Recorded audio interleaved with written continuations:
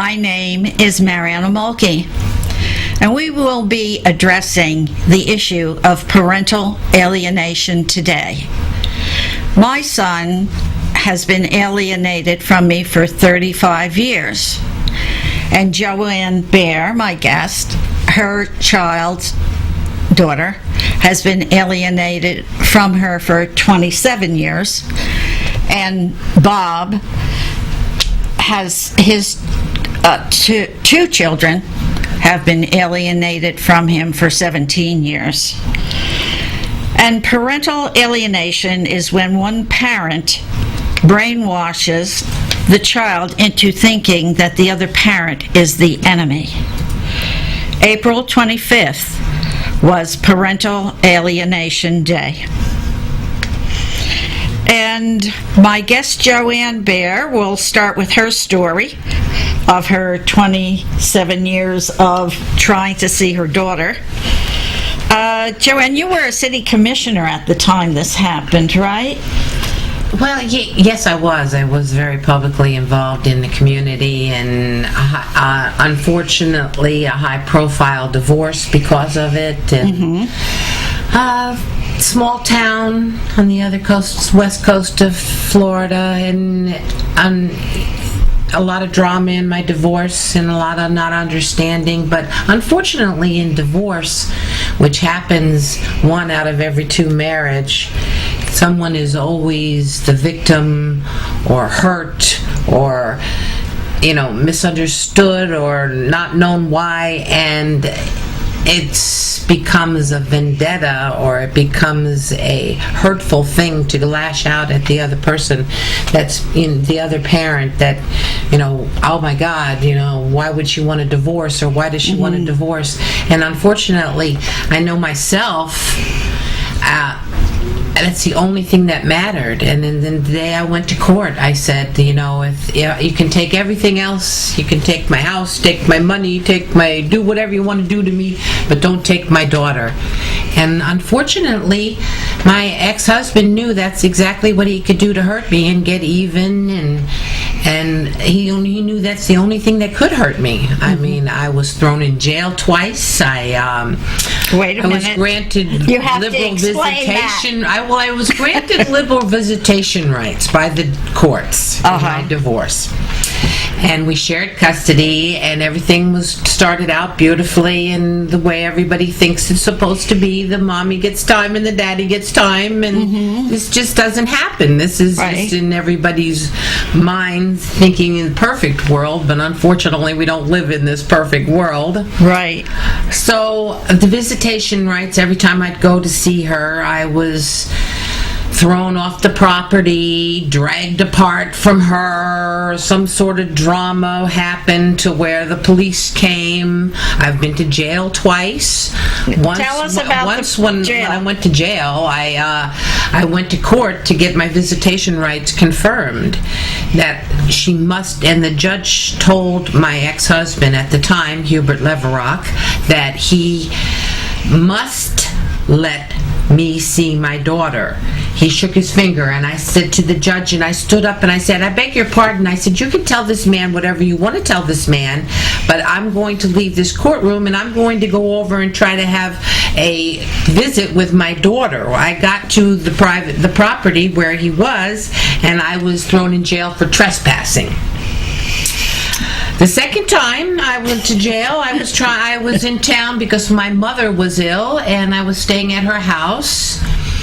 And being influential, like I said, involved in politics, and my ex-husband's had very close ties to the authorities through his towing and storage, and we won't get into that one, but knew the right people in a small town, I should say.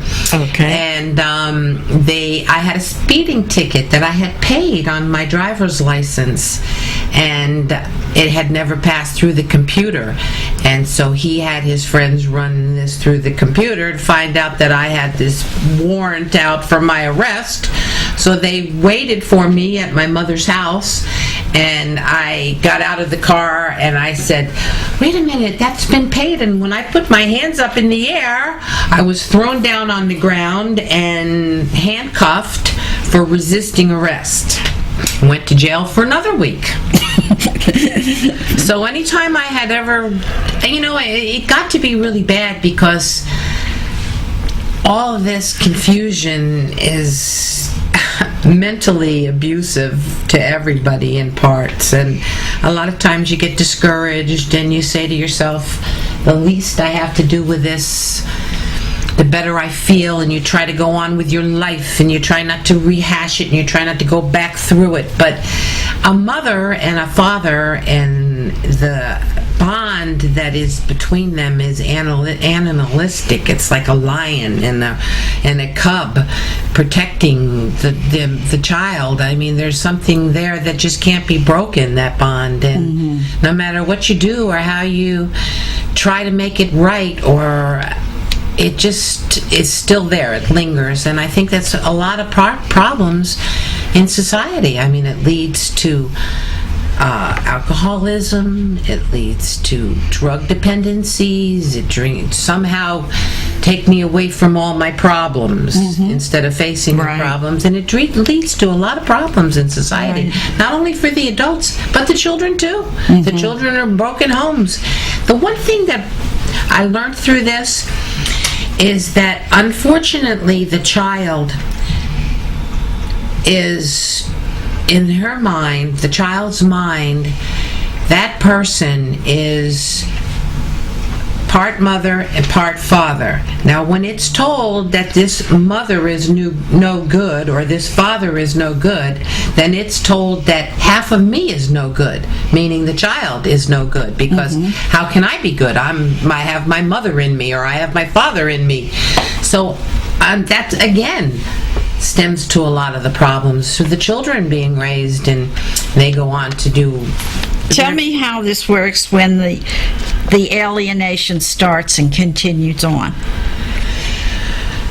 Well, the alienation starts as, if your mother really loved you, she would be here. If your mother cared about you, she would be here. So it's reinforced constantly in these children's minds. I mean, this is an emotional abuse, that it's not just a verbal abuse. It's not any physical abuse to the child, but mental abuse to the child. It's told, that your mother doesn't love you anymore, your mother is crazy, or your father is no good.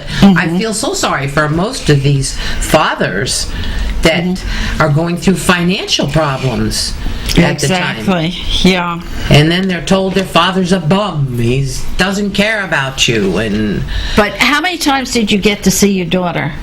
Quite a few times.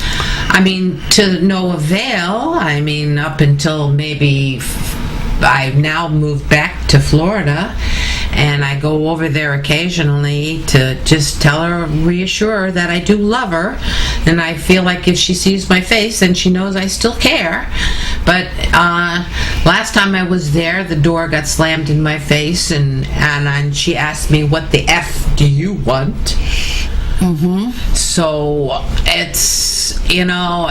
she's 40 years old. She's a 40-year-old woman now, and she has 2 children that I don't even know their names. I have grandchildren that I don't even know their names. Did you ever see them? Well, that day when I've gone there occasionally, and I've knocked on the door, and this last time I was able to see my grandson through this glass, right? Oh, that's good. I know, right? I was able to see him. He's tall. And I think, I don't know what they've been told, because he was a little bit skittish, and he just kind of said, Daddy, and he was more afraid of afraid of me, and they've been taught to be told that I'm a horrible person that you should be afraid of. All right. So, Bob, how are you doing with this situation? Well, there's a common bond here. I can see that. There's definitely a virus going around. Yeah. It's a sickness. It's a real sickness. What the parent holding the child can actually do to society as a whole, and to do to the other parent that's just trying to have his rights or her rights, to see the children and be with them and be able to hold them and hug them and tell them they love them and talk with them and find out what their life is going to be like.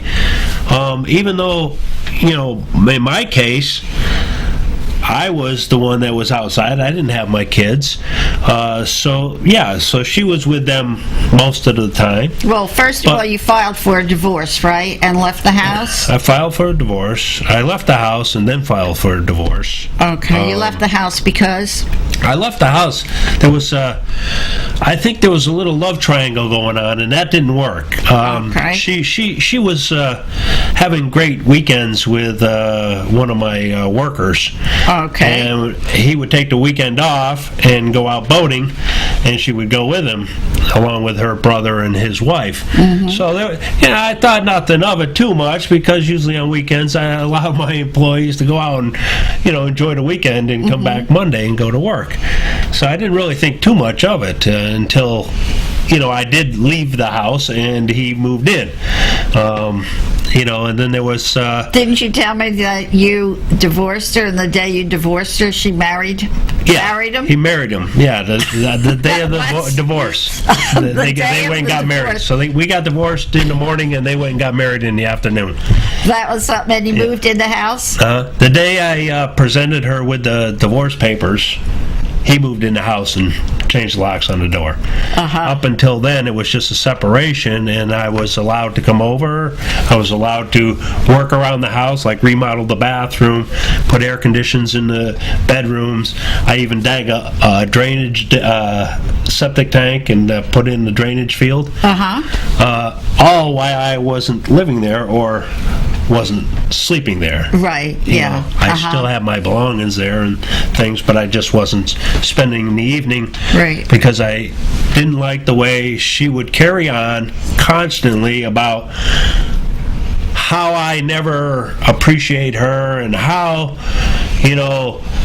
I don't stay with her, and how I don't eat her pie when she tries to shove it in my face, and and she's baking 3 pies a day, and expecting me to eat them all, and she's expecting to watch movies with me, and on occasions we would sit on the couch, and the movie would start, she'd pick up her book, start reading her book, and I'd be watching the thing, and I had estimates to do and proposals to get out and invoices to get out and things like that. I didn't have time a lot of times to sit down there and watch TV while she read a book.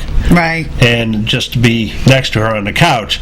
So that would blow up in my face, because I was in the wrong for trying to make a little money for us, and we lived a pretty lavish lifestyle from my point of view, because I grew up with 5 sisters and a brother, and we had a great family, but we didn't have a lot of money. But now, where were you sleeping?